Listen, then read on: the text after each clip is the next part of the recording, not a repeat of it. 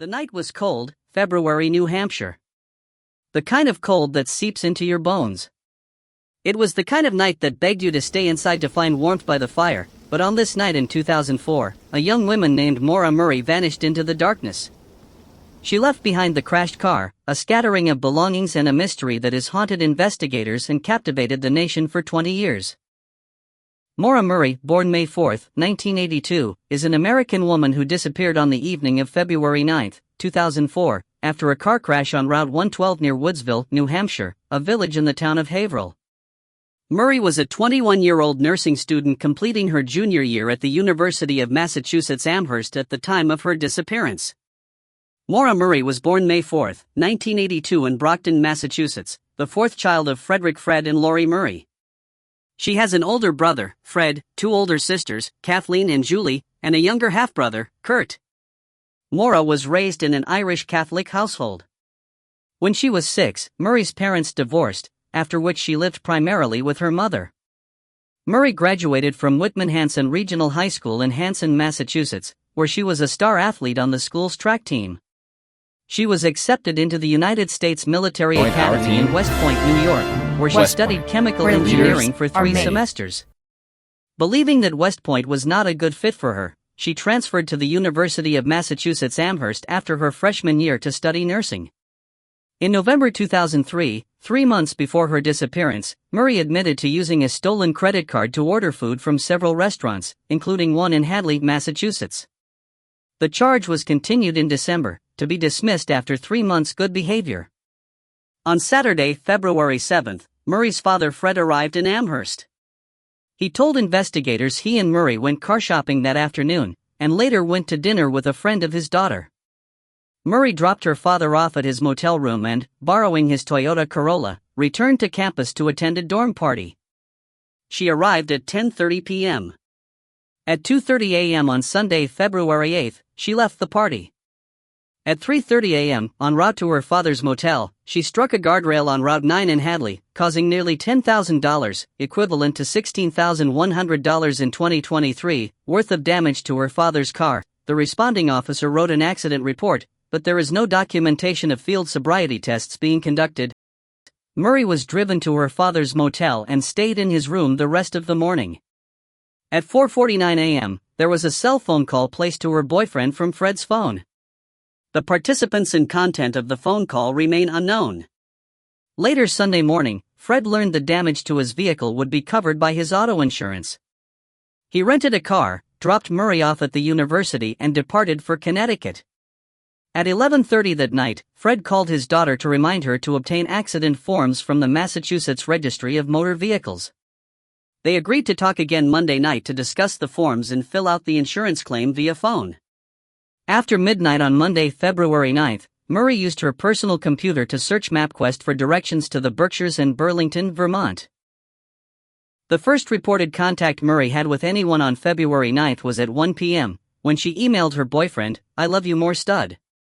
I got your messages, but honestly, I didn't feel like talking too much of anyone. I promised to call today though.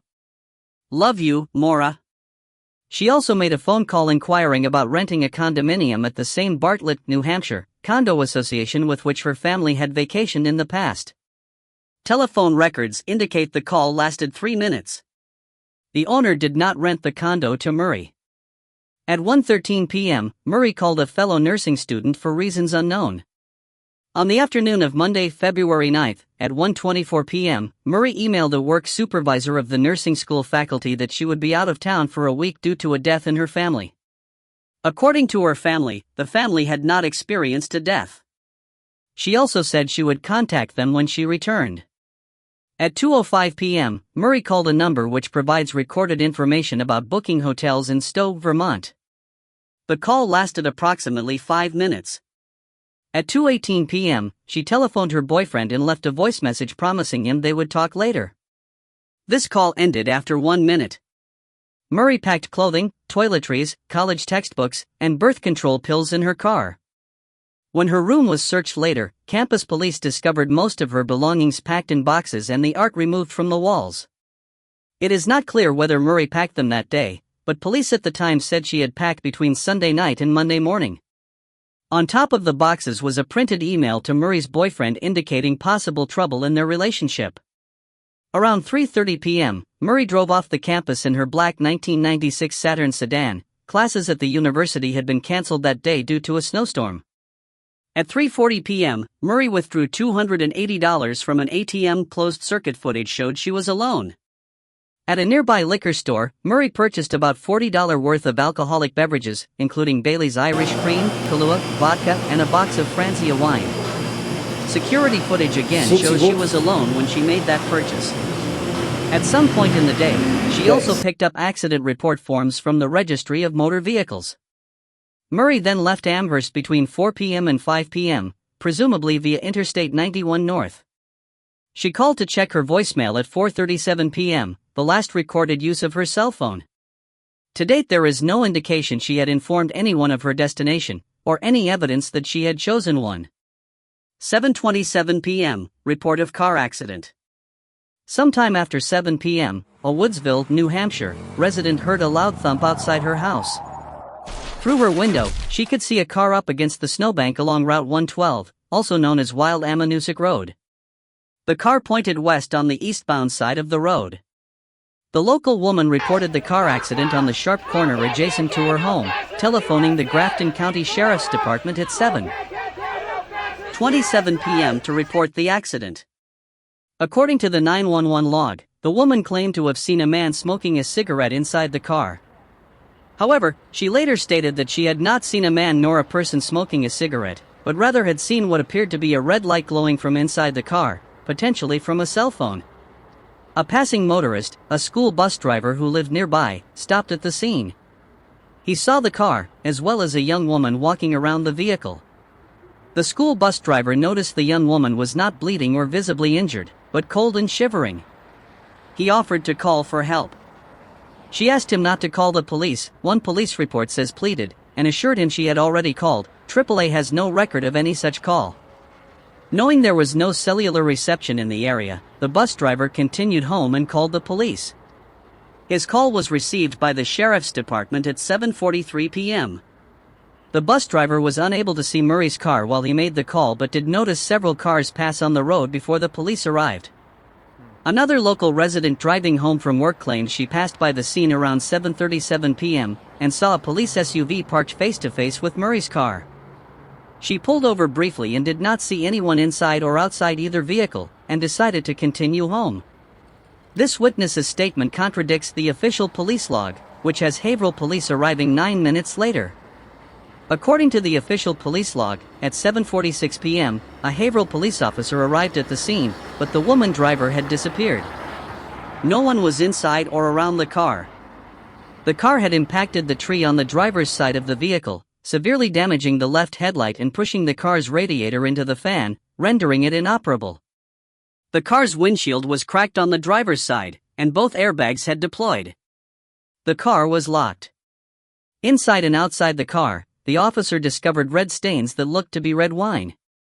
Inside the car, he found an empty beer bottle and a damaged box of Franzia wine on the rear seat. In addition, he found a AAA card issued to Murray, blank accident report forms, gloves, compact discs, makeup, diamond jewelry, driving directions to Burlington, Vermont, Murray's favorite stuffed animal, and Not Without Peril, a book about mountain climbing in the White Mountains. Missing were Murray's debit card, credit cards and cell phone, none of which have been located or used since her disappearance. The police later reported some of the bottles of purchased liquor were also missing. Journalist Joe McGee, writing for the Quincy, Massachusetts, Patriot Ledger, summarized the incident. At a hairpin turn, she went off the road. Her car hit a tree. At that point, a person came along who was driving a bus. It was a neighbor. He asked her if she needed help. She refused. About 10 minutes later, police showed up to the scene and Maura Murray was gone. 8 to 9:30 p.m., alleged sighting. Between 8 o'clock and 8:30 p.m., a contractor returning home from Franconia saw a young person moving quickly on foot eastbound on Route 112 about 4 to 5 miles, 6 to 8 kilometers, east of where Murray's vehicle was discovered. He noted that the young person was wearing jeans, a dark coat, and a light-colored hood. He did not report it to police immediately due to his own confusion of dates, discovering only 3 months later, when reviewing his work records, that he had spotted the young person the same night Murray disappeared. The responding officer and the bus driver drove around the area searching for Murray.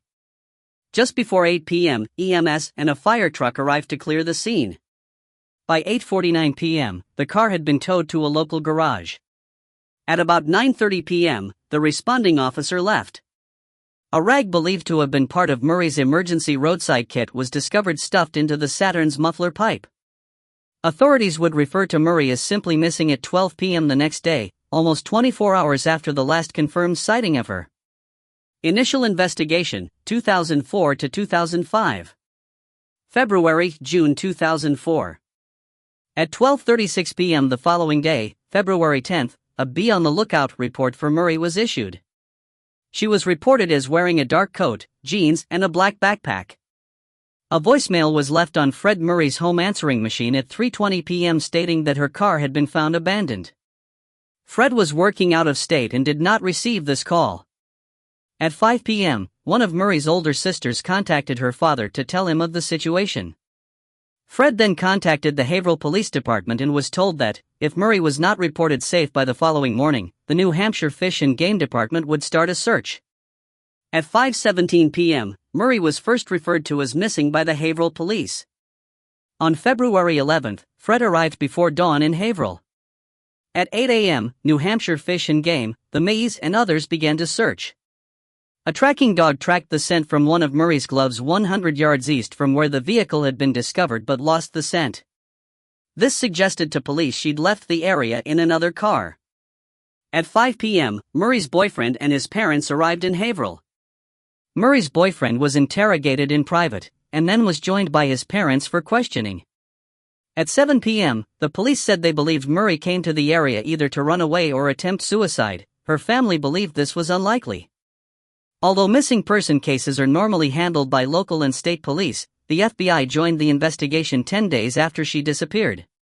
The FBI interviewed family from Massachusetts, and the Haverhill police chief announced that the search was now nationwide. 10 days after her disappearance, New Hampshire Fish and Game conducted a second ground and air search, using a helicopter with a thermal imaging camera, tracking dogs, and cadaver dogs. On March 2, the family checked out of their motel, exhausted from the search. Fred returned nearly every weekend to continue searching. In April and again in June, New Hampshire and Vermont police dismissed any connection between Murray's case and Maitland's. In a press release, they stated they believed that Maura was headed for an unknown destination and may have accepted a ride in order to continue to that location, adding that they had discovered no evidence that a crime had been committed. They dismissed the possibility of a serial killer being involved. July 2004 to December 2005. On July 1, police retrieved the items found in Murray's vehicle from her family for forensic analysis. 37. On July 13, a 1-mile radius search was performed by nearly 100 searchers, including state troopers, rescue personnel, and volunteers. It was the fourth search around the crash site and the first search performed without snow on the ground. Authorities were most interested in locating the black backpack Murray had in her possession but not found in her car. Police stated the search discovered nothing conclusive. On February 9, 2005, the first anniversary of Murray's disappearance, a service was held where the car was found, and Fred met briefly with New Hampshire Governor John Lynch. Subsequent searches, 2006 to 2010. The New Hampshire League of Investigators, 10 retired police officers and detectives, and the Molly Bish Foundation started working on the case in 2006. Tom Shamshak, a former police chief and a member of the Licensed Private Detectives Association of Massachusetts, said, "It appears that this is something beyond a mere missing persons case. Something ominous could have happened here." The Arkansas group Let's Bring Them Home offered a $75,000 reward in 2007 for information that could solve her disappearance. Murray's case was one of many cited by proponents of a statewide cold case unit for New Hampshire in 2009. Her case was subsequently added to the newly established cold case unit later that year. In 2010, Fred publicly criticized the police investigation for treating the disappearance as a missing persons case and not a criminal matter, and called on the FBI to join the investigation. Jeffrey Strelzin said in February 2009 that the investigation was still active. "We don't know if Maura is a victim, but the state is treating it as a potential homicide. It may be a missing persons case, but it's being handled as a criminal investigation. Further developments, 2011 to present. In 2014, on the 10th anniversary of Murray's disappearance, Strelzin stated that we haven't had any credible sightings of Maura since the night she disappeared. In an article published in the New York Daily News on the 10th anniversary of his daughter's disappearance, it was reported that Fred Murray believed she was dead and had been abducted the night of her disappearance. On February 9, 2017, the 13th anniversary of Murray's disappearance, Strelzin wrote in an email to the Boston Globe, "It's still an open case with periods of activity and, at times it goes dormant. There are no new updates to share at this time." On September 14, 2021, the New Hampshire State Police announced that bone fragments had been found on Loon Mountain in Lincoln, New Hampshire, approximately 25 miles (40 kilometers) east of the site of Murray's crash. Murray had been to the mountain before and had knowledge of the area, according to her sister. The bone fragments were described as pretty small, and it was expected to take at least 2 months to determine if they were the remains of Murray or not. In November, it was announced that the remains were not of Murray. In February 2024, on the 20th anniversary of her disappearance, New Hampshire officials released an age progression photo of Murray. Significance. Murray's disappearance has been cited as the first crime mystery of the social media age, and generated speculation from the media and the public. On the day Maura went missing, Facebook was 5 days old. And so you can read the history of her case as a parable about the evolution of online sleuthing. In 2005, active discussion of Murray's disappearance was documented on websleuths.com, and in 2007, Facebook and MySpace pages were created dedicated to helping find her. On the internet, Maura's disappearance is the perfect obsession, a puzzle of clues that offers a tantalizing illusion. If the right armchair detective connects the right dots, maybe the unsolvable can be solved. And so every day, the case attracts new recruits, analyzing and dissecting and reconstructing the details of her story with a warring commission like fervor. Bill Jensen, Boston, 2014.